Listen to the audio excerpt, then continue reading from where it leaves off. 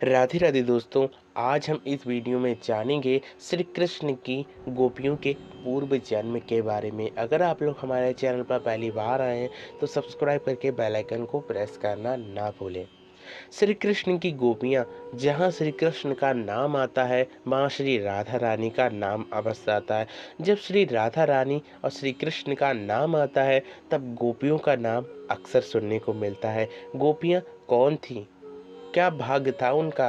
क्या कौन से कर्म किए थे जो श्री कृष्ण के संग हमेशा लिपटी रहा करती थी? हमेशा श्री कृष्ण उन्हें छेड़ा करते थे, कभी उनकी मटकियाँ फोड़ दिया करते थे तो कभी उनके घर में जाकर माखन चोरी किया करते थे।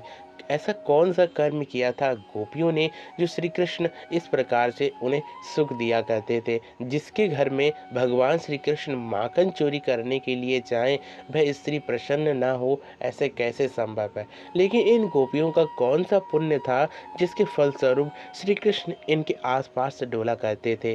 तो यह बात है उनके पूर्व जन्म की। पूर्व जन्म को शुरू करने से पहले हम आपको बता दें, त्रेता युग में जिस प्रकार से श्री राम को देखकर सारी की सारी जनकपुर की स्त्रियां ललायित होती थी कि यह जानकी के पति बने, लेकिन मन में एक आशा यह भी रहती थी कि यह मेरे भी पति बने। इसी आशा को लेते हुए त्रेता की भय जनक के महल में रहने वाली स्त्रियों के मन में यही भाव रहता था कि मैं इन्हें पति के रूप में पा जाऊं। तब श्री रामचंद्र जी ने उन्हें यह आशीर्वाद दिया कि द्वापर युग में जब मैं लीला पुरुषोत्तम बनूंगा तब तुम्हें गोपियां बनना पड़ेगा, और गोपियां बनने के पश्चात मैं तुम्हें यह सुख दूंगा, जिसके पश्चात श्री कृष्ण के संग आलिंगन करने का सुख भय महारास में पा सकी। गोपियां त्रेता युग से जो गोपियां थी वह श्री कृष्ण के संग महारास में भाग ले पाई। इसके पश्चात जब यही गोपियां श्री कृष्ण को देखती थी तब वह बहुत ही ज़्यादा प्रसन्न होती थी।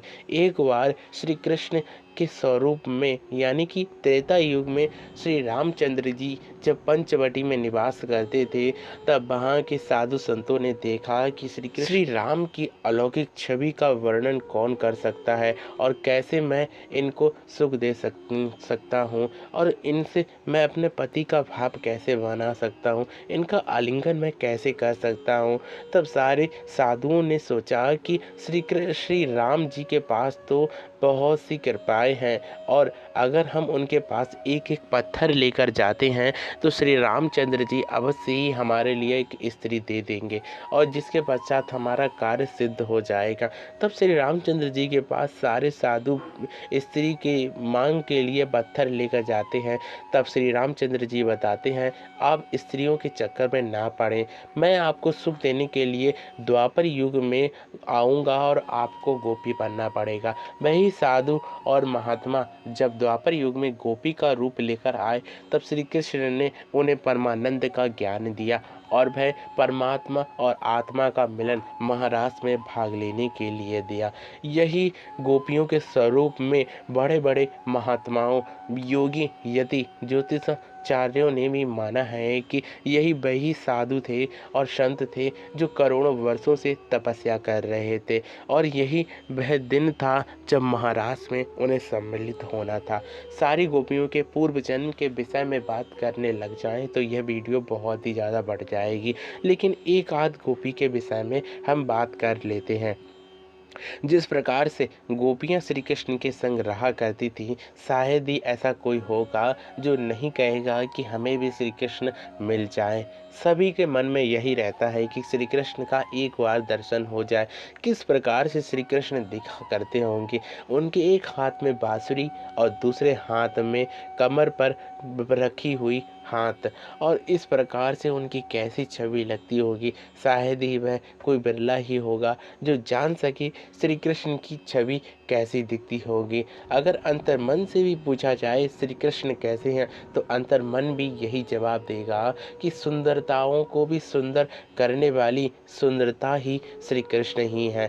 श्री कृष्ण की अलौकिक लीला और गोपियों के मनोभावनीय चरित्र को देखते हुए यही पता चलता है कि गोपियाँ श्री कृष्ण को पाने के लिए कितने उतारू हो जाया करती थी। श्री कृष्ण के लिए उन्होंने बहुत सी तपस्याएँ की थी। कई गोपियाँ तो ऐसी थी जिन्होंने युगों-युगों तक श्री कृष्ण को पाने के लिए तपस्या की थी। कई कल्पों तक श्री कृष्ण को पाने के लिए योगी मुनियों ने तपस्या की थी कि मुझे एक बार गोपी बना दे और श्री कृष्ण से वह सौभाग्य मिला दे जो सारे ब्रजमंडल को मिलता है।